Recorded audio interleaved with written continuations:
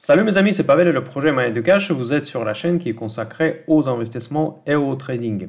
Ce samedi, nous allons parler de l'immobilier, plus exactement de l'immobilier américain.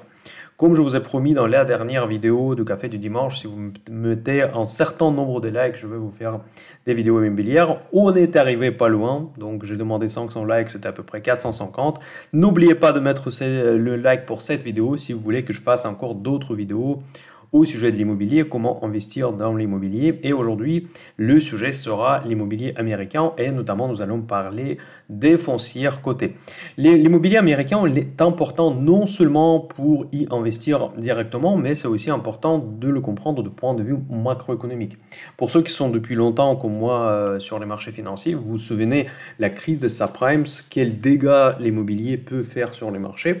Pourquoi, déjà pour les novices qui viennent juste d'arriver en bourse, je vais expliquer très rapidement pourquoi l'immobilier c'est tellement important, pourquoi ça représente des risques systémiques, parce que l'immobilier est très très fortement corrélé au marché obligataire, parce que le marché obligataire c'est la dette. Quand on investit dans l'immobilier, la plupart des personnes empruntent. Quand je dis investir dans l'immobilier, ça concerne bien évidemment aussi les achats de résidences principales. C'est le cas en France, c'est le cas aux États-Unis, c'est le cas dans tout le monde capitalistique. Donc, quand on investit dans l'immobilier, qu'on achète une maison ou un appartement, nous empruntons généralement de l'argent, sauf ceux qui ont de la chance d'avoir déjà du capital suffisant pour acheter sans crédit.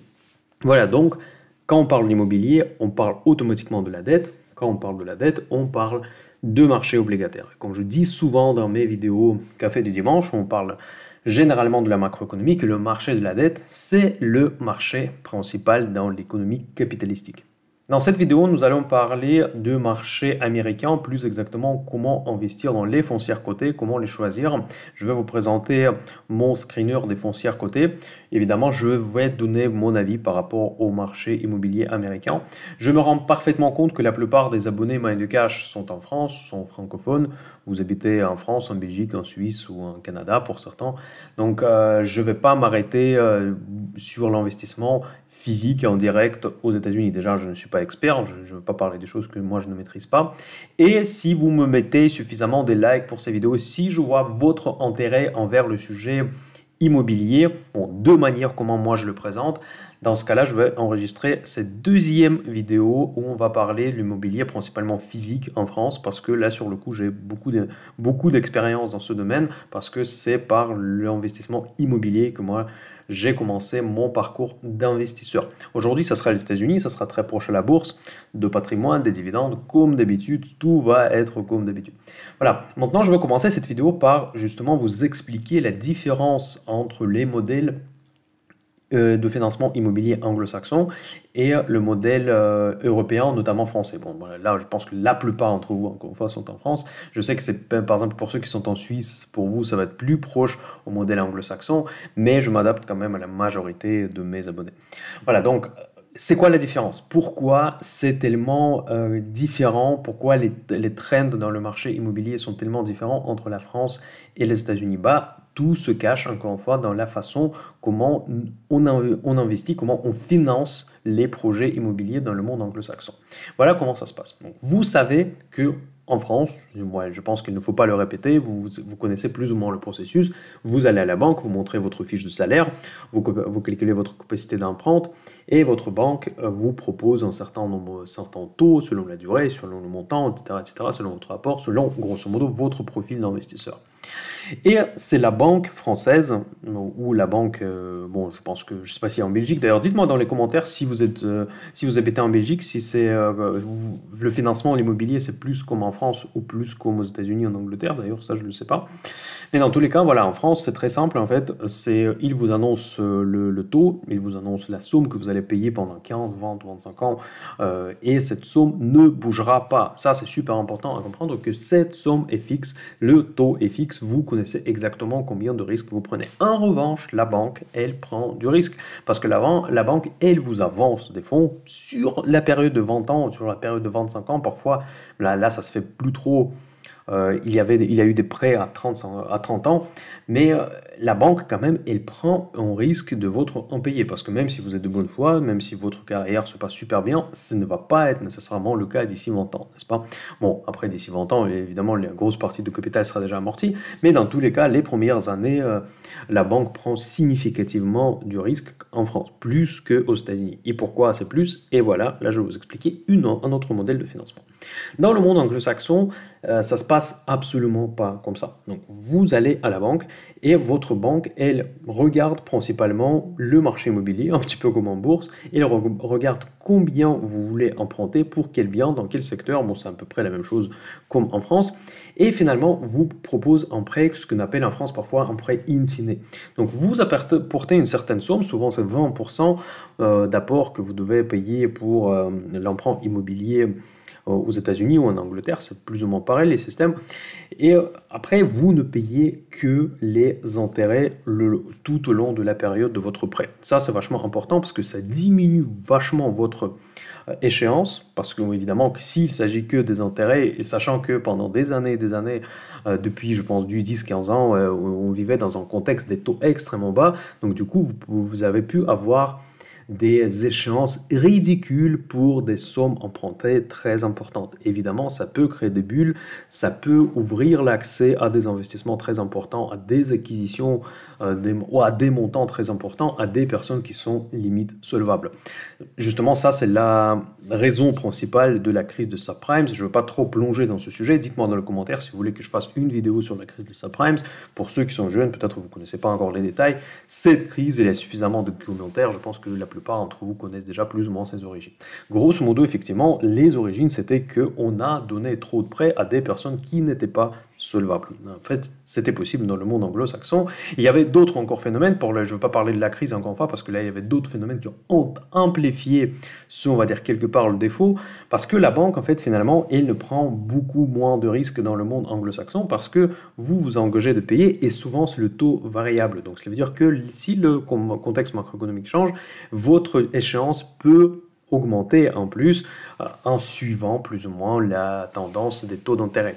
C'est vrai qu'aux États-Unis, surtout maintenant, surtout après la crise de subprimes, dites-moi dans les commentaires si vous êtes aux États-Unis ou si vous connaissez mieux que moi, parce que moi je ne suis pas un expert du marché immobilier aux États-Unis. Je pense qu'aujourd'hui, on emprunte de plus en plus à taux fixe, justement pour réduire ce risque des taux qui peuvent augmenter, mais les taux variables se pratiquent encore largement dans le pays anglo-saxon. Donc du coup, la banque, il vous a donné en location une certaine somme d'argent avec une obligation de la rembourser d'ici 20 ans. Donc vous imaginez que d'ici 20 ans, vous pouvez ne plus avoir cette somme, n'est-ce pas? Parce que c'est vachement risqué pour la banque d'espérer que cette somme soit sur votre compte, mais par contre, vous apportez en gage, en fait, vous donnez en gage votre bien immobilier. Et si jamais, dans 20 ans, vous n'êtes pas capable de payer la somme, la banque peut saisir votre immobilier et du coup la revendre sur le marché. Mais qu'est-ce qui se passe en pratique quand on applique ce mode de financement? En fait, ça vous permet de rouler votre dette éternellement. Oui, vous avez bien entendu, vous pouvez ne jamais rembourser votre dette. Évidemment, les banques et les régulateurs mettent quelques obligations à ses clients pour que régulièrement vous devez déposer une certaine somme, mais grosso modo, tout le système se base sur un phénomène de refinancement. Donc, quand vous arrivez à l'échéance de votre prêt, en fait, vous devez tout simplement aller voir une autre banque, refinancer votre crédit et repartir encore pour 20 ans. Voilà, c'est comme ça que ça marche. Donc, du coup, vous pouvez laisser hériter votre dette à vos enfants, emprunter les sommes stratosphériques et comme ça vivre tout simplement en louant cette somme systématiquement.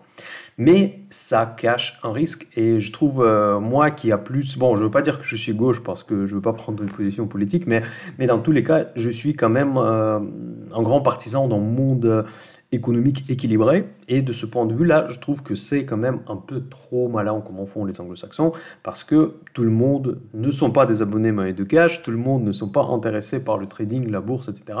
Ils ne comprennent pas nécessairement comment fonctionne l'économie, comment fonctionnent les marchés de refinancement.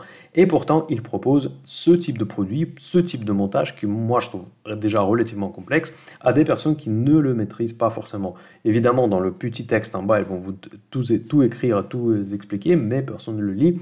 Et les gens qui sont parfois naïfs, malheureusement, ils s'exposent à ce genre de risques, ils ne se rendent pas compte, ou bien ils sont trop optimistes par rapport à leur futur, et quand ils arrivent à l'échéance, ils peuvent être face à un phénomène d'une crise immobilière. Donc en gros, quand les prix commencent à chuter, et quand il faudra refinancer la somme restante, cette somme restante peut être ne pas suffisante, tout simplement, elle peut être supérieure au prix de la maison sur les marchés. Grosso modo, quand vous arrivez dans 20 ans à votre banque, la banque va regarder, ah tiens, cette maison, elle ne coûte plus tant. Donc avant, c'était voilà, les prix étaient plus élevés. Maintenant, les prix ont baissé et c'est pas de bol en fait. Vous tombez dans une mauvaise période et donc maintenant, vous devez apporter de l'argent parce que sinon, vous êtes un peu dans la merde. Voilà, c'est comme ça que ça se passe et c'est comme ça que les crises et la grande crise immobilière dans le monde anglo-saxon se déclenchent et ils ont plus de chances de se déclencher dans le monde anglo-saxon qu'en France. Voilà, parce que en France, dès la première échéance, nous commençons à rembourser les prêts immobiliers, le capital. En fait, vous êtes obligé de rembourser le capital tous les mois. Et donc, du coup, quand vous arrivez dans 20 ans, vous n'avez plus de crédit, vous êtes tranquille biche, vous pouvez partir en retraite, vivre tranquillement. C'est vrai que ça augmente énormément votre échéance, du coup votre cash flow pendant ces 20 ans va être beaucoup plus réduit, donc du coup vous allez être beaucoup moins riche que les Américains qui payent beaucoup moins pour leur immobilier, mais par contre aussi vous savez, c'est en double tranchant parce que ce système de financement anglo-saxon, elle laisse beaucoup de marge pour augmentation de prix. C'est vrai parce que du coup si vous pouvez emprunter plus, dans ce cas-là, les propriétaires vont faire quoi? Bah du coup si le mec elle peut payer plus, je vais encore augmenter les prix et ça commence à faire un effet de boule de neige et les prix du coup dans le monde anglo-saxon, si vous regardez, mais c'est marrant, qu'il est beaucoup plus élevé que les prix en France. Pourtant, ça fait partie, les deux font partie de monde développé. C'est vrai qu'il y a certains pays anglo-saxons qui sont plus riches que la France, mais ils ne sont pas, on va dire, 10 fois plus riches, n'est-ce pas? Mais parfois, les prix immobiliers sont vraiment incomparables par rapport aux prix immobiliers français. Bon, en dehors peut-être de quelques grandes villes, mais en tout cas, l'immobilier est beaucoup... Si on achète, on va dire cash, si vous voulez, genre si on achète, si on regarde, compare tout simplement le prix sec, les prix sont beaucoup plus abordables en France qu'elles sont aux États-Unis ou qu'elles sont au UK ou même, je ne sais pas, en Australie. Dites-moi dans les commentaires si vous connaissez. Par exemple, bon, même tous les pays qui sont sous influence anglo-saxonne, ils ont comme caractéristique, paradoxalement, entre guillemets, d'avoir des prix immobiliers très élevés. Et je ne pense pas que c'est lié uniquement au succès extraordinaire de ces pays. Je pense que c'est plus lié à cette manière de financer l'immobilier. Voilà, j'espère que c'est un petit peu plus clair maintenant pourquoi le modèle anglo-saxon est plus ouvert aux crises immobilières que le modèle français. Et c'est pour ça que dans ce contexte, nous allons regarder les investissements de tout type, et ça peut être l'investissement papier ou l'investissement physique. On devrait toujours tenir compte que les deux modèles ne sont pas comparables. Voilà, maintenant nous allons regarder un petit peu quelques statistiques en provenance des États-Unis par rapport à l'immobilier pour comprendre un petit peu le contexte. Le contexte macro, on suit toujours la philosophie Mind the Cash, donc macro, technique et fondamentale. Donc là, la macro, c'est évidemment le niveau des taux, les grandes tendances, c'est tout ce que nous allons voir tout de suite. Et naturellement, nous commençons par le niveau des taux d'intérêt. En plus, les taux que vous voyez sur votre écran sont très comparables par rapport à ce que nous avons en France parce qu'il s'agit des taux fixes. Je préfère à chaque fois de comparer le comparable. Et le taux fixe actuellement aux États-Unis pour les prêts de 30 ans, donc vous voyez, ils pratiquent les prêts plus importants. Selon Forbes, c'est l'année 2022, la fin de l'année 2022. Il se lève à peu près à 5,5%, vous voyez, 5,6%. Comme vous pouvez le voir, c'est beaucoup plus important qu'en France. Et dans cette simulation, dans la dernière colonne, vous pouvez voir combien ça représente en dollars par mois si vous contractez un tel prêt pour un montant d'acquisition de 400 000 $. Voilà, donc pour 400 000 $, vous allez devoir payer 1820 $ par mois. Juste par curiosité, j'aimerais bien regarder quel est le salaire moyen aux États-Unis. C'est vrai que c'est toujours assez intéressant de comparer les chiffres, combien les gens, est-ce qu'ils peuvent se permettre de payer ces sommes-là. Et donc le salaire médian aux États-Unis, aujourd'hui, fin l'année 2022, représente 54 000 $ par an. ce qui représente 1041 dollars par semaine. Ils calculent par semaine aux États-Unis.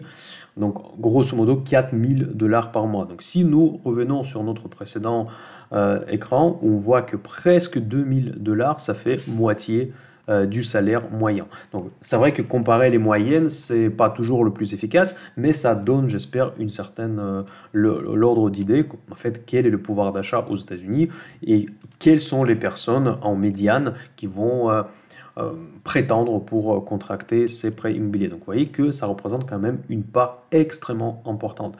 Chez nous en France, comme vous le savez, si vous avez déjà un crédit, qu'il y a une règle de 33%, qui d'ailleurs maintenant presque depuis début de cette année, il est obligatoire. Corrigez-moi si je me trompe, en fait je pense qu'il y en a pas mal de personnes qui sont dans l'immobilier et qui font partie de notre communauté Mind Cash.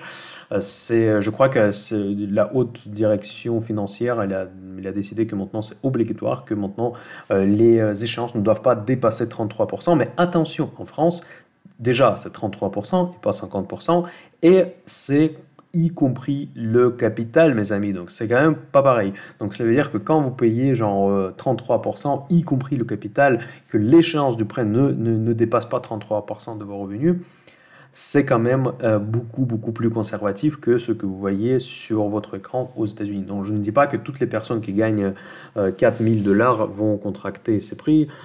Certainement aux États-Unis, il y a des personnes qui gagnent beaucoup plus que ça. Bon, il y en a aussi qui gagnent beaucoup moins que ça. C'est un pays capitalistique, donc c'est un pays vraiment avec un capitalisme assez radical. Donc il faut croire qu'il y a de tout. En fait, il y a des extrêmes. Et c'est pour ça que je regardais le salaire médian et pas le salaire moyen. Parce que j'imagine que Donald Trump ou Elon Musk ne gagnent pas la même chose que les gens qui travaillent jusqu'à 80 ans dans les supermarchés. Donc ça, ce sont des particularités du capitalisme. Vous savez, peut-être si vous me connaissez depuis longtemps, vous connaissez mon avis, que je suis quand même assez réticent par rapport à ce modèle de société, sans être pour autant très socialiste. Mais dans tous les cas, le constat est évident que en France, nous sommes beaucoup plus conservatifs en termes de manière comment on distribue les prêts immobiliers. Et si on est conservatif avec les prêts immobiliers, on réduit nettement les chances d'avoir une crise immobilière. Vous voyez, tout n'est pas mauvais en France. Donc, vous voyez, déjà, une côté positive en France par rapport au monde anglo-saxon. On aime bien se critiquer, mais parfois, il y a certaines choses qu'on fait mieux que les Américains, mieux que les Anglais. Même si ça concerne l'économie, même si ça concerne des investissements. Maintenant, nous allons regarder les autres statistiques qui peuvent être aussi très importantes. Donc ça, ce sont les trends, parce que là, on se rapproche maintenant beaucoup plus à la bourse, à ce que nos sujets habituels. Et donc là, il y a un site, si vous ne connaissez pas, Trading Economics, qui est d'ailleurs très très utile. Moi, j'aime beaucoup ce site. Et voilà, ça, c'est les niveaux des taux d'intérêt sur les emprunts de 30 ans. Depuis l'année 2020, donc ça c'est vraiment intéressant parce que c'est du long terme, et nous voyons l'explosion des taux d'intérêt dans notre chère l'année 2022. Bon, on sait à quoi c'est lié, on sait que derrière c'est l'augmentation des taux par la Fed, c'est l'inflation, etc. Donc on en parle dans tous les vidéos Café de dimanche, je ne vais pas me répéter. Et on voit que quand même nous sommes en train de baisser doucement, mais cette baisse relative, on va dire, elle est principalement liée aux anticipations que la Fed va commencer à diminuer le trend, le rythme de la hausse des taux. Et ici, vous regardez, c'est assez intéressant que le taux qui est affiché sur Trading Economics, il est 6,4. C'est encore plus élevé par rapport à ce que j'ai vu ici. Donc, ça veut dire que ces chiffres-là que nous avons vus sont encore très optimistes par rapport à ce que montre ce site très connu de statistiques. Bon, après, je ne sais pas à qui croire, mais on peut, on va dire, arrondir et prendre en considération que le taux pour 30 ans, pour les prêts de 30 ans, c'est dans les alentours de 6% aux États-Unis. Et que vous allez être obligé de verser des sommes relativement importantes en pourcentage par rapport à vos revenus. Maintenant, une autre statistique, c'est les prix, évidemment. Ok, on a vu les taux. En ce qui concerne les prix immobiliers, peut-être les prix sont attractifs, on va voir. Et encore une fois, pour les prix immobiliers, si on regarde sur les graphiques long terme, on voit que le marché, depuis le Covid, a vécu vraiment une véritable explosion des prix immobiliers. Ça s'est passé d'ailleurs en France aussi. Je n'ai pas comparé le rythme aux États-Unis au rythme en France. Je pense que le rythme aux États-Unis il était encore plus élevé Tout simplement parce que justement le financement est bien plus flexible, beaucoup de personnes peuvent accéder aux prêts immobiliers. En plus, les prêts immobiliers restaient pas chers, surtout pendant le Covid et encore pas mal de temps après. Et donc du coup, on voit ça très bien sur la courbe. Et cette courbe, regardez la pente, la deuxième dérivée de ce graphique, c'est qu'elle est encore plus puissante que ce que nous avons vu avant la crise de subprimes. Est-ce que cela veut dire que nous allons vivre la même chose? Comme vous le savez déjà, je l'ai déjà dit plusieurs fois dans mes vidéos de Café Dimanche, que moi je ne crois pas à la répétition des crises. Parce que si nous avons déjà vécu la crise, les économistes, les dirigeants, les gouvernements savent déjà à quoi se préparer, ils connaissent déjà les remèdes. Donc les crises arrivent toujours depuis, avec un Black Swan, elles arrivent toujours quand il y a quelque chose de nouveau qui apparaît, un nouveau déséquilibre qui apparaît dans le système. Est-ce que la hausse des prix et maintenant la hausse des taux, là, avec l'inflation, est-ce que ça peut créer ce déséquilibre? On peut parler pendant des heures et des heures, ce n'est pas le sujet de cette vidéo. Le sujet de cette vidéo, c'est les vidéos de Café de Dimanche que vous allez voir demain. Mais aujourd'hui, nous allons tout simplement constater que les prix sont élevés, les taux sont élevés, les revenus sont élevés aussi. Ça, vous voyez, c'est un argument dans un sens inverse. Et le chômage, il est très bien orienté. Donc du coup, il y a beaucoup d'emplois aux États-Unis. Cet emploi, il est généralement bien payé. Les gens peuvent s'acheter des choses. C'est pour ça qu'il y a de l'inflation. Mais par contre, le marché immobilier, il est en surchauffe, clairement, avec des taux qui sont de loin, maintenant, ne sont plus intéressants. Voilà, donc ça, c'est quand même assez intéressant. Après, il y a d'autres statistiques. C'est le montant qui sont généralement empruntés. On va regarder cette évolution également. Donc les montants qui sont empruntés par les Américains pour acheter de l'immobilier ont aussi augmenté, mais ça c'est normal parce que les taux étaient exceptionnellement bas après le Covid et maintenant ça commence vraiment à chuter. Ici on voit vraiment une véritable chute assez visible, même sur un graphique de très long terme, et ça montre que vraiment le marché clairement ralentit. Voilà, donc ça, ce sont des chiffres. Maintenant, nous sommes équipés, nous pouvons faire certaines conclusions. Qu'est-ce qui va se passer sur le marché immobilier américain sans y vivre, sans y être, même sans connaître en détail comment ce marché fonctionne? Maintenant, on comprend les principaux éléments. Les paramètres sont là pour faire les premières conclusions.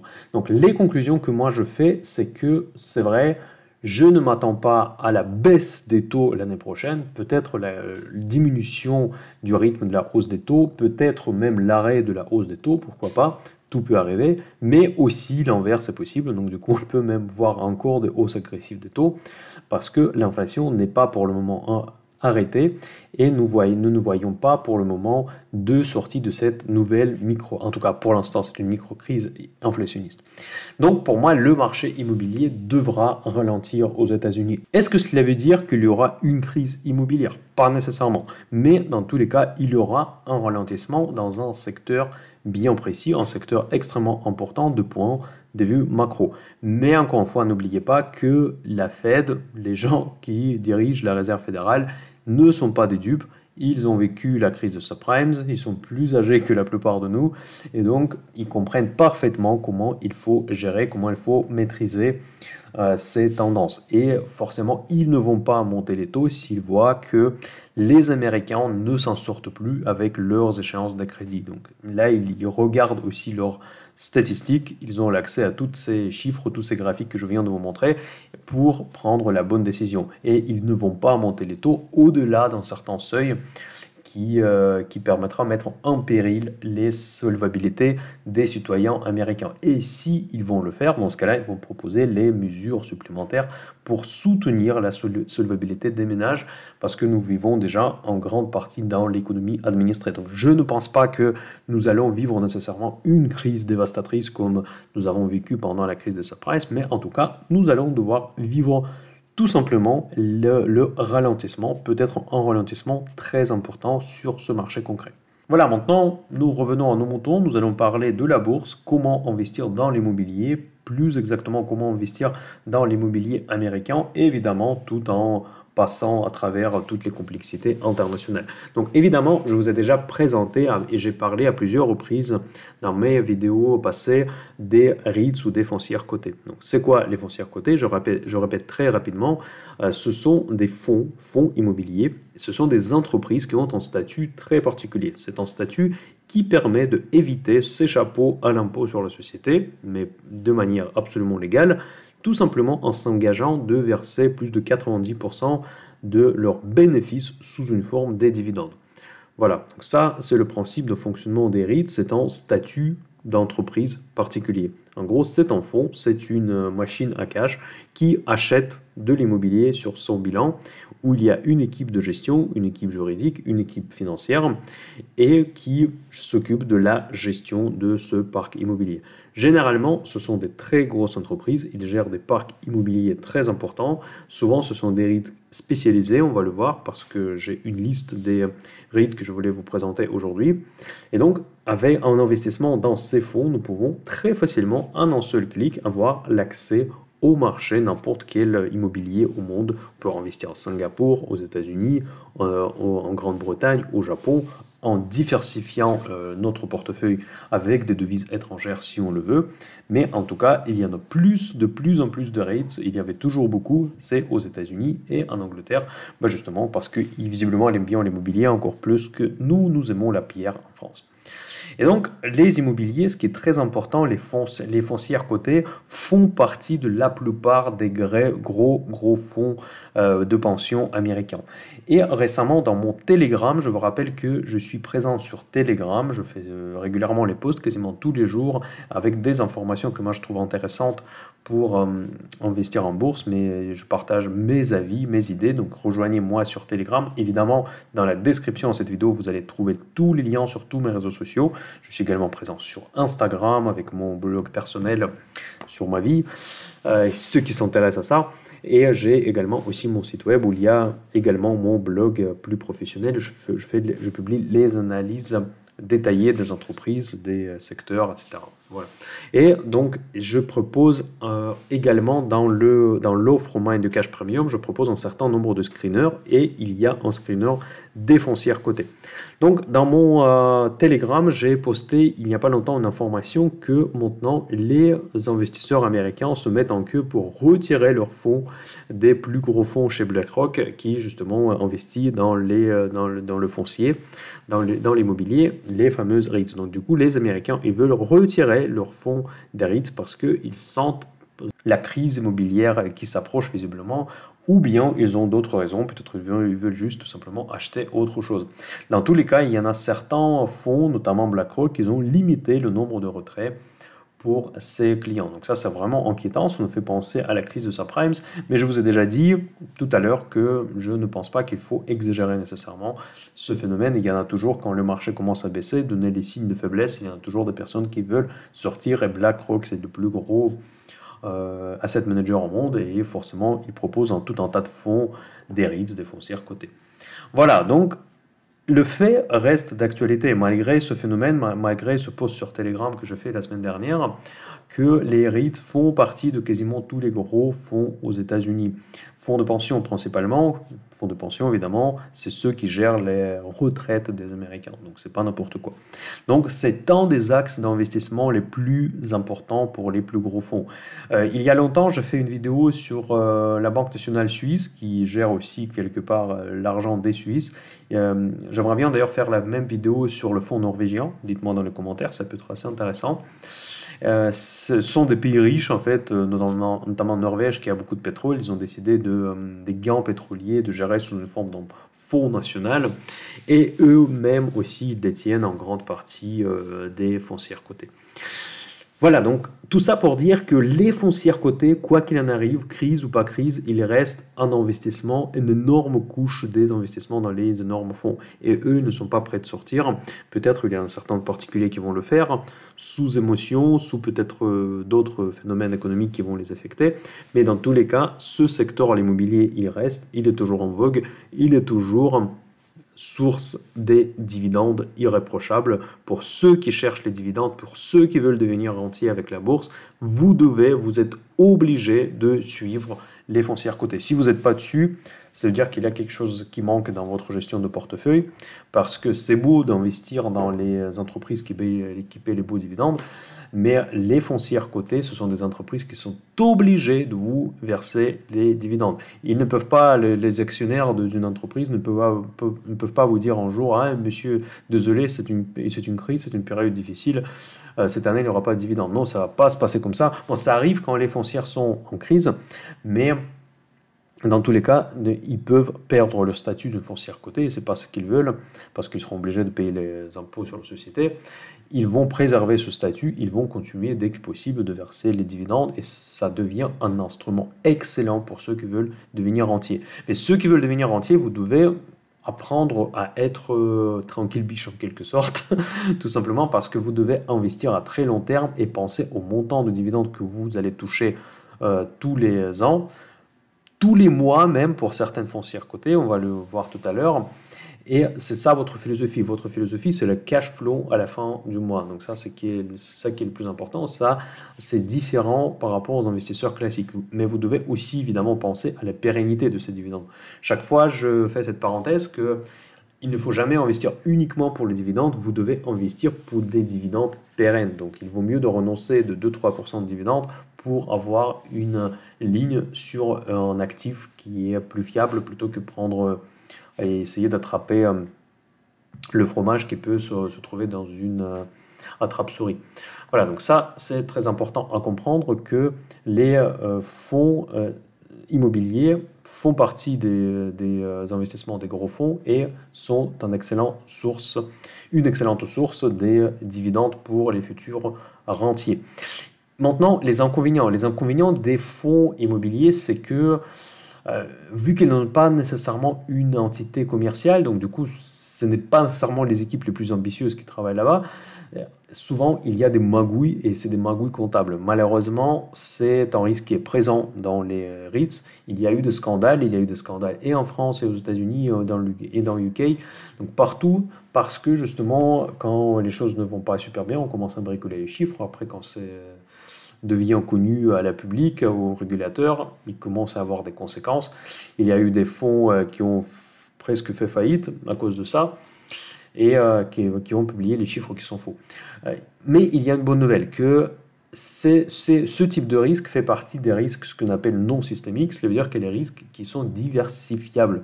Donc ça veut dire que si vous n'avez pas qu'un seul fonds dans votre portefeuille, mais vous avez par exemple une vingtaine de fonds non corrélés, dans ce cas-là, vous pouvez dire que vous êtes protégé de ce risque. C'est très différent par rapport au risque systémique ou bien le risque marché, qu'il faut se hedger différemment avec des options, avec des différents autres moyens et souvent des instruments dérivés. D'ailleurs, pour ceux qui ne connaissent pas, je propose également sur le site mindthecash.fr le club Option Invest qui est spécialisé sur l'investissement avec des options parce que c'est principalement ma spécialité sur le web en tant que blogueur, invest blogueur. C'est un point super important que la diversification est particulièrement importante pour les foncières cotées. Peut-être ce n'est pas une mauvaise idée de prendre tout simplement un ETF pour automatiquement bénéficier de cette diversification, mais si vous ne voulez pas le faire, moi je suis premier à dire que j'aime pas trop les ETF pour diverses raisons. Dites-moi dans les commentaires si vous voulez que je fasse une petite vidéo par rapport à ce sujet. Et vous voulez investir en direct, et dans ce cas-là, il faudra faire un certain nombre de stock picking. Et là, je vais vous montrer des règles, mais vraiment extrêmement simples, comment on peut le faire, et déjà à commencer à se protéger pour diminuer tous ces risques que je viens de vous mentionner. Donc, comment on peut investir dans les foncières cotées sereinement? Comment on peut faire un choix? Parce que si vous allez faire juste un screener de foncières cotées, vous allez en trouver beaucoup, mais vraiment énormes. Comment on peut les trier pour choisir les meilleurs? C'est pour ça, dans l'offre Mindthecash Premium, je propose un screener avec des informations que moi, je trouve importantes et pertinentes pour évaluer l'intérêt d'investissement dans une telle ou telle foncière cotée. Sur l'onglet Screener du site mindthecash.fr, si vous avez évidemment l'accès Premium, vous allez avoir l'accès au screener des REITs, des foncières cotées. Et ici, il y a, comme d'habitude, comme pour tous les screeners, je donne en gros une grande explication. Chaque mois, je mets un petit commentaire du mois, ce que j'appelle, donc ce que je pense, quel est mon sentiment par rapport à ce thématique, enfin, parce que les secteurs, les screeners sont par thématique. Et ensuite, il y a une liste des valeurs que nous allons d'ailleurs parcourir aujourd'hui. On va regarder une partie parce que cette liste elle est assez longue. Évidemment, on n'aura pas de temps pour tout faire. Et je vais commencer par les plus grosses foncières. Je vais vous montrer les grands principes de sélection. Voilà, la première foncière cotée, c'est Public Storage. Pourquoi les premières? Parce que la capitalisation boursière de cette foncière cotée, elle est une des plus importantes aux États-Unis. Je pense que c'est la plus importante. Ici, A, cela veut dire, ou A-, cela veut dire que ce n'est pas la catégorie. Parce que vous savez, pour les actions, j'utilise les 4 catégories, A, B, C et D. Ici, non. Ça, c'est la notation des moyennes des agences de notation. Vous savez qu'il y a 3 agences de notation, c'est Standard & Poor's, c'est Fitch et Moody's, et ils émettent des notes principalement sur le crédit des entreprises. Et quand on parle des foncières cotées, c'est justement leur dette qui nous intéresse et la qualité de leur dette qui nous intéresse. Si c'est une entreprise avec une dette de qualité, cela veut dire que c'est une foncière de qualité. Je fais ce raccourci peut-être un peu simpliste, mais ça m'arrange, je me sens un peu tranquille biche avec cet état d'esprit parce que je suis prêt d'investir dans une foncière cotée qui n'a pas de problèmes, en tout cas selon les agences de notation qui sont professionnelles normalement. Je connais toutes ces histoires de la crise de subprimes et de ces pots de vent, etc. Mais dans tous les cas, c'est les seules références que nous pouvons utiliser aujourd'hui. Pourquoi il n'est pas très utile de faire l'analyse par soi-même des entreprises, des REITs? Parce que de toute manière, vous n'allez pas nécessairement vous protéger de manière efficace contre le risque des fraudes comptables, notamment. Parce que, bon, évidemment, vous n'allez pas le voir dans les bilans. Et il y a un autre phénomène qui est très important pour les foncières cotées, c'est les amortissements. Je ne veux pas plonger dans la comptabilité. Encore une fois, dites-moi dans les commentaires si vous voulez que je vous explique qu'est-ce que c'est les amortissements.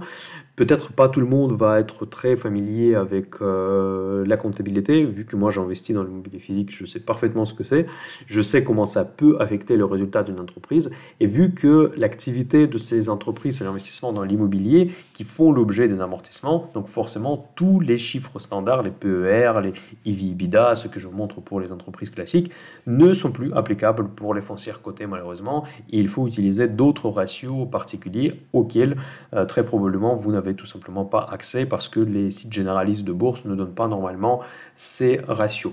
Voilà, donc là je fais tout simplement parce que je me dis de toute manière il faudra diversifier et je veux diversifier entre les entreprises qui ont des bonnes notes de notation des 3 agences principales. Donc Public Storage, c'est un des plus gros et il est spécialisé en box de stockage. Vous voyez, donc les foncières cotées, ils ont aussi un axe d'investissement particulier. Parfois, ça peut être des malls, des centres commerciaux, parfois, ça peut être des box de stockage. Il y a aussi des data centers, donc il y a un des REITs de data centers normalistes. Il y a évidemment des REITs qui investissent dans l'immobilier résidentiel. Il y a de tout. Et ensuite, ce qui est important pour nous, évidemment, quelques paramètres techniques pour comprendre est-ce que c'est un bon point d'entrée ou pas. Ensuite, la couverture des intérêts par leurs résultats. Donc ça, c'est aussi important pour voir la solidité de l'entreprise.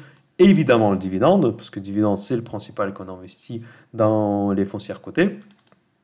Et après, c'est la régularité de paiement des dividendes. Vous voyez, il y en a énormément des REITs aux États-Unis qui paient le dividende trimestriel. Et il y en a même ceux qui paient le mensuel. Vous voyez, c'est un des plus gros REITs au monde, Realty Income, un des plus vieux. D'ailleurs, vous voyez le ticker O. Je pense que c'est difficile de l'avoir. Aujourd'hui, il propose le dividende de l'ordre de 5%. Et il propose également le versement mensuel. Donc ça, c'est vraiment top. Donc cela veut dire que vous pouvez parfaitement créer les revenus passifs.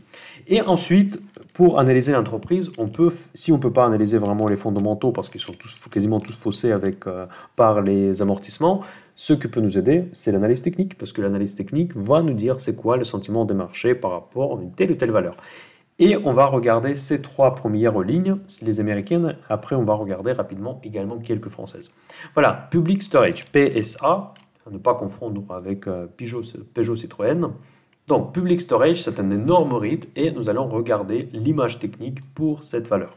Voilà, mes amis, regardons maintenant la tendance long terme. Ce qui est super important à comprendre, que les foncières cotées très régulièrement ouvre des excellentes opportunités. On oublie souvent de ce secteur parce que c'est un peu ennuyeux, c'est un peu genre de l'immobilier, il faut souvent attendre longtemps, c'est un investissement pour les dividendes, nous ne sommes pas tous patients, mais n'oubliez pas, quand il y a des grosses crises, quand tout chute, parfois les foncières cotées se font emporter par la tendance boursière.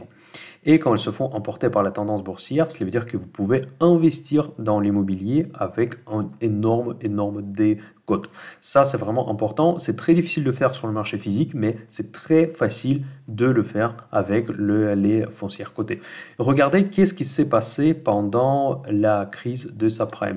Et ça, c'est les box de stockage, mes amis. Juste le box de stockage. Je ne parle pas des malls quand tout était fermé. Je ne parle pas des aéroports ou quelque chose comme ça. Je parle d'un secteur qui presque n'a rien à voir avec le Covid. Regardez, entre le plus haut et le plus bas, vous avez perdu sur la plus grosse foncière américaine presque 30%. Est-ce que l'immobilier à cette période a perdu 30%? Je pense que c'est plutôt dans un sens inverse. Il a perdu peut-être moins 30% parce qu'il a pris de la valeur, surtout après la crise de Covid. Donc cela veut dire que quand nous étions tout en bas de cette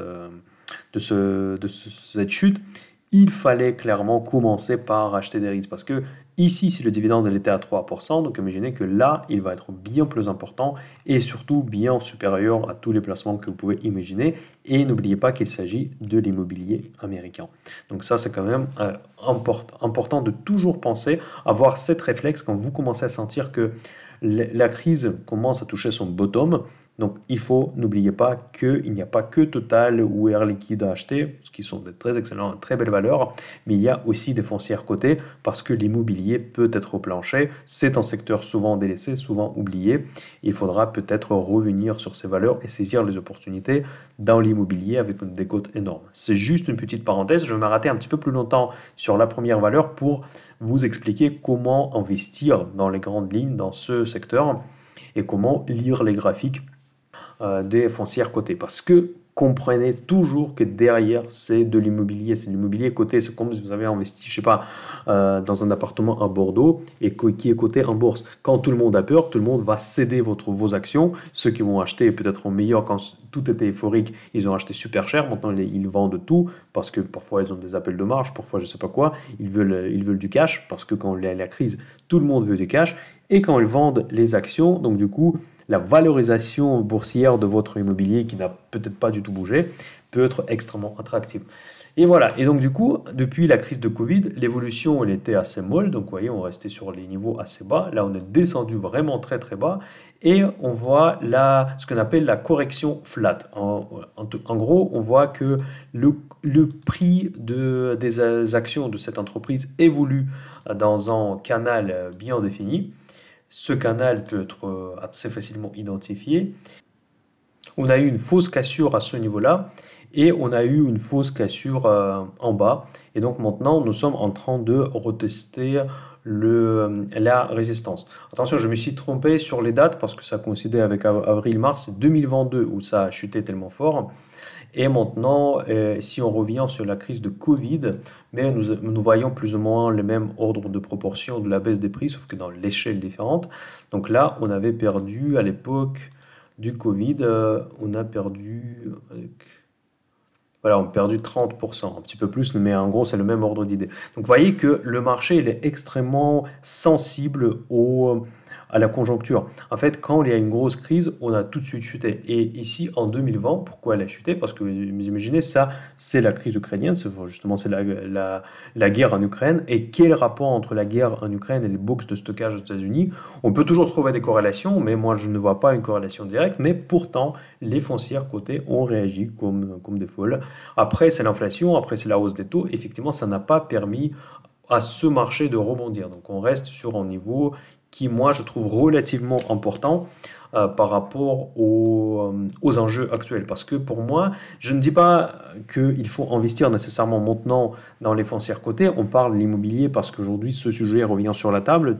Beaucoup de personnes commencent à s'inquiéter par rapport à l'avenir de l'immobilier, par rapport au marché de dette qui est fortement corrélé. C'est pour ça qu'on en parle aujourd'hui et pas du tout pour ça, parce que moi, je pense que c'est le moment de commencer à y investir. À moins que votre stratégie, c'est un investissement régulier pour les dividendes. Dans ce cas-là, c'est une autre stratégie, c'est pas la mienne. Mais si c'est votre stratégie, dans ce cas-là, vous pouvez effectivement s'inspirer de quelques idées dans cette vidéo, des idées concrètes. Ici, aujourd'hui, je vous présente si cette crise se déclenche, et quand il va se déclencher, forcément, on va encore reparler, ça sera peut-être un moment de ne pas oublier de s'effoncer à côté et commencer à saisir des opportunités. Donc voilà, maintenant, on reste sur des niveaux par rapport à l'historique assez élevés, mais dans tous les cas, au niveau local, on a toutes les chances de rebondir vers la moyenne mobile de 200 jours. Voilà. Et ça donne quand même un certain potentiel pour ce titre. Bon, après, je ne suis pas fou de cette valeur aujourd'hui parce qu'aujourd'hui, il propose à peu près 3% de dividendes. Moi, ça ne m'intéresse pas. Aujourd'hui, évidemment, l'inflation est bien plus élevée. Je ne suis pas pour le moment acheteur. Je ne suis généralement pas un acheteur dans ce secteur, mais encore une fois, n'oubliez pas que c'est moi, parce que c'est ma stratégie à moi, parce que je n'investis pas pour les dividendes. Bon, après, j'aime bien avoir les dividendes, surtout quand on passe la crise dans des valeurs qu'on n'est pas sûr si on veut vendre. Je préfère qu'elle me verse les dividendes parce que la crise peut prendre du temps. Mais si votre stratégie elle est très passive pour justement devenir rentier, vous devez avoir une autre vision sur ce sujet-là. Donc peut-être vous devez systématiquement faire du stock picking. Voilà, ensuite, on passe une deuxième foncière cotée, c'est Prologis, c'est une foncière industrielle, donc elle est encore plus grande en termes de capitalisation boursière, et c'est la première certainement aux États-Unis. Elle propose également le versement trimestriel, et on va regarder l'analyse technique. Qu'est-ce que l'on pense? Il est différent à Public Storage. Vous voyez, c'est quand même assez sympathique, même s'il s'agit de dividendes de 3%. Bon, peut-être il faudra attendre que le cours de bourse baisse un petit peu pour voir moins 40 ou moins 5%. Mais si vous voyez déjà les chiffres à 5% pour des REIT de cette catégorie-là, je pense que c'est peut-être déjà un bon moment pour se poser la question. Voilà, grosso modo, ce graphique ressemble énormément au graphique que nous avons vu sur Trading Statistics qui reflète le marché immobilier américain, n'est-ce pas? Donc ça, c'est vraiment les courbes pareilles. Et donc cette courbe, elle commence à se corriger, encore une fois, avec la crise ukrainienne. Pourquoi Prologis, il a été tellement affecté par la crise ukrainienne de façon qu'il a perdu 33% de sa valorisation boursière? Ça, c'est une question ouverte. Mais ça, c'est un exemple excellent de comment les REIT sont irrationnels. C'est un marché moins liquide que les autres. Donc, il n'est pas illiquide, mais il est moins liquide que les autres. Et du coup, ça ouvre des opportunités supplémentaires. L'image technique, elle est très similaire. Donc, on a cassé la moyenne mobile de 50 jours. On se dirige vers la moyenne mobile de 100 jours. Mais encore une fois, moi, je suis vigilant. Pour l'instant, je ne fonce pas sur ce marché parce que les paramètres, grosso modo, sont très proches. Donc ça, on prend les valeurs de REITs de la catégorie top de top. C'est pratiquement, pas la triple A, mais A, A-, ce sont des meilleures notations des agents. Voilà, maintenant, Realty Income, qu'est-ce qui est particulier? Déjà, nous restons dans les grands REITs de grande qualité et le taux, le dividende, il est déjà 5%. C'est déjà beaucoup plus intéressant. Et ce n'est pas le principal. Le principal, c'est que il verse le dividende mensuel. Donc, Realty Income, c'est principalement de la commerce. C'est pour ça qu'il y a une prime de risque supplémentaire, parce que la commerce, elle est toujours affectée par le Covid. Mais il n'y a pas que ça. Il est quand même relativement diversifié. Il ne faut pas, on va dire, réduire Realty Income, l'activité, uniquement sur les centres commerciaux. Voilà. Regardons maintenant le graphique de Realty Income. C'est quand même drôle de voir le ticker de haut. Donc, ça fait vraiment les débuts de capitalisme américain. Voilà, et ici, qu'est-ce qu'on voit? Donc ça, c'est le graphique que nous avons déjà vu visiblement dans mes précédentes vidéos. Donc ici, il est en trend très clair depuis très longtemps, qu'on a cassé pendant la crise de Covid. Regardez comment la crise de Covid a quand même affecté. Mais attention, ce sont des centres commerciaux. Les centres commerciaux étaient particulièrement affectés par le Covid. Et vous voyez qu'on a perdu 55% sur un investissement immobilier. Vous imaginez, c'est quand même incroyable. Une entreprise, une des plus grosses REIT américains, qui verse le dividende mensuel. Et donc, quand on était là, donc vous imaginez que le dividende était à peu près, peut-être moi je ne sais pas combien il était, mais il était certainement à 10%. Donc, n'oubliez pas, pendant les REITs, quand tout le monde a peur, n'oubliez pas qu'il y a ce secteur. Souvent, on l'oublie, moi-même, je l'oublie souvent.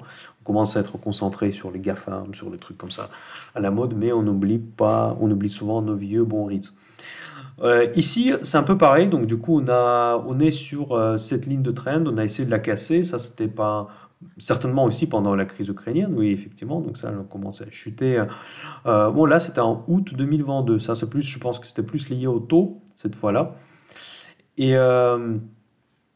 mais les deux sont liés parce que bon, la crise ukrainienne, moi, je ne veux pas reparler de toutes ces histoires inflationnistes, pas inflationnistes, mais dans tous les cas, l'année 2022, c'était une mauvaise année pour les foncières cotées. Maintenant, on est en train de repartir, on a déjà cassé la moyenne mobile de 50 jours et après, c'est non connu parce que, comme vous avez vu, les statistiques ne sont pas très encourageantes. Voilà, je vais vous présenter les trois top valeurs des REITs, et il y en a beaucoup plus dans ma sélection. Parmi ces trois-là, moi je préfère Realty Income parce que justement le dividende il est mensuel, ça c'est excellent pour ceux qui cherchent la rentabilité. Et 5% de dividende, c'est déjà assez intéressant, ça commence à être intéressant dans le contexte de l'inflation. Les deux premiers, je trouve que le dividende pour l'instant n'est pas suffisamment intéressant et j'attendrai la correction plus importante. Ce ne va pas dire que j'achète le Realty Income aujourd'hui, mais en tout cas, il est toujours sur ma liste. Dès qu'une opportunité se présente, je fonce et je n'hésite pas. Maintenant, nous allons regarder quelques valeurs françaises et une de mes préférées, c'est Gecina. Pourquoi elle est préférée? Parce qu'il s'agit des bureaux dans les quartiers chics de Paris. Donc, Gecina, il possède un parc immobilier dans le bureau à Paris. Je sais qu'il y a du télétravail, je sais qu'il y a une certaine mutation dans la façon comment on interagit avec notre employeur. On passe plus de temps à la maison, mais dans tous les cas, je ne crois pas en scénario que les bureaux seront abandonnés. Et en plus, même s'ils seront abandonnés, Gecina va quand même s'en sortir pour trouver des locataires pour ses bureaux à Paris, pour ses locaux à Paris. Voilà, donc cette valeur, elle a souffert également. Elle a souffert en 2020. Donc, comme vous pouvez voir que l'action, elle était à 180 euros en 2020. Elle a baissé jusqu'à 88. Voilà, c'est proche au niveau actuel d'ailleurs. Donc, c'est vraiment très très proche. Il a perdu presque 52%. Les bureaux à Paris, les confinements, voilà, c'était ça. Ensuite, la valeur, elle a repris, mais elle est restée dans un trend assez peu bullish. Pourtant, elle versait en dividende quand même suffisamment confortable. Après, ce qui est intéressant, pourquoi je commence à m'intéresser cette fois par cette valeur, que pendant un petit moment, il est resté dans un trend baissier qui a été récemment cassé. Donc là, on regarde ce canal et moi, je trouve que Gecina, ça peut être déjà une idée intéressante. Je vous rappelle encore une fois que là, maintenant, nous sommes en France, on n'a pas les mêmes critères. Je ne m'attends pas du tout à la crise immobilière en France. Peut-être la baisse des prix, peut-être il y aura certaines corrélations, ça je ne dis pas le contraire. Mais la crise du style de subprimes, moi je ne vois pas structurellement comment elle peut arriver en France. Donc voilà, et nous arrivons, on a cassé définitivement, visiblement on a fait les 3 retests, c'est vraiment by the book, classique, 3 retests de la résistance, vous voyez, pour ceux qui doutent que l'analyse technique fonctionne. Et pour moi, il y a toutes les chances que cette ligne de moyenne mobile de 200 jours sera cassée. Donc techniquement, Gecina, aujourd'hui, je trouve qu'elle est très bien placée pour aller rejoindre son canal de 115, voire plus, le canal dans lequel elle évoluait auparavant. Je ne m'attends pas qu'elle retourne à vraiment ses gloires avant Covid. Moi, qui sait, tout est possible d'ailleurs. Bon, après, peut-être. Il s'agit des biens de qualité. Pour moi, c'est ça qui est le plus important et c'est pour ça que je m'intéresse à Gecina. Évidemment, j'ai oublié de vous dire la chose principale que Gecina, au cours actuel, correspond à 6,3 à peu près de dividendes par an. Donc ça, c'est vraiment sympa. Donc c'est une valeur qui verse le dividende qui est proche à l'inflation. Maintenant, nous allons regarder une foncière cotée qui verse un dividende qui est proche de 10%, ce qui peut paraître fou.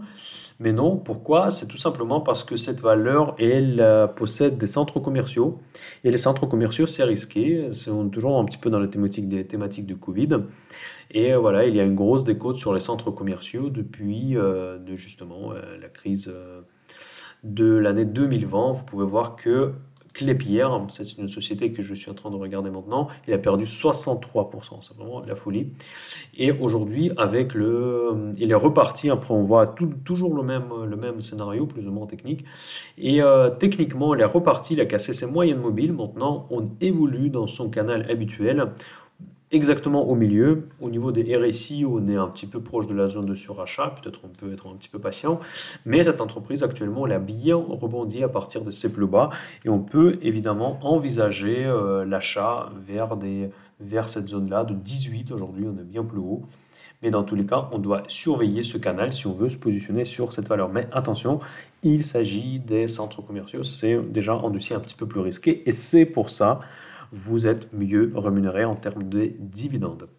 D'ailleurs, ce qui est très important, que Gecina, ça fait partie de la catégorie A- des notations des agences, donc du coup, il a une très bonne notation, et Klépierre, pardon, c'est une catégorie B.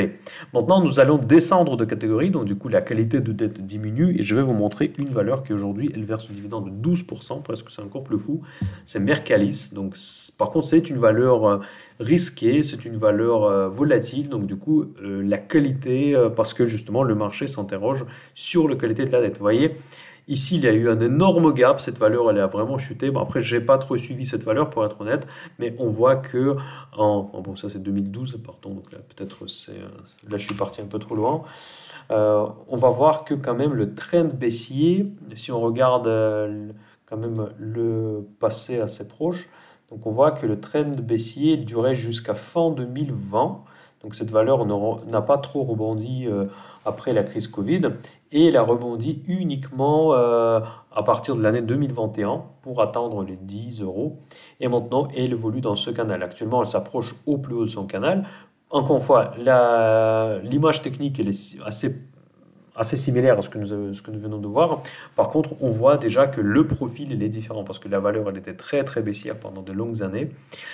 Et maintenant, pour moi, il retrouve le flat. Le flat, ça veut dire que peut-être il y a un niveau ici, regardez bien, si on suit les standards d'analyse technique, on voit clairement qu'à ce niveau de 7, bon, on va arrondir à 8 euros, il y a un flux d'acheteurs. Donc, ça veut dire qu'il y a quelqu'un qui accumule les positions sur ces niveaux-là et ne laisse pas le titre de chuter plus bas.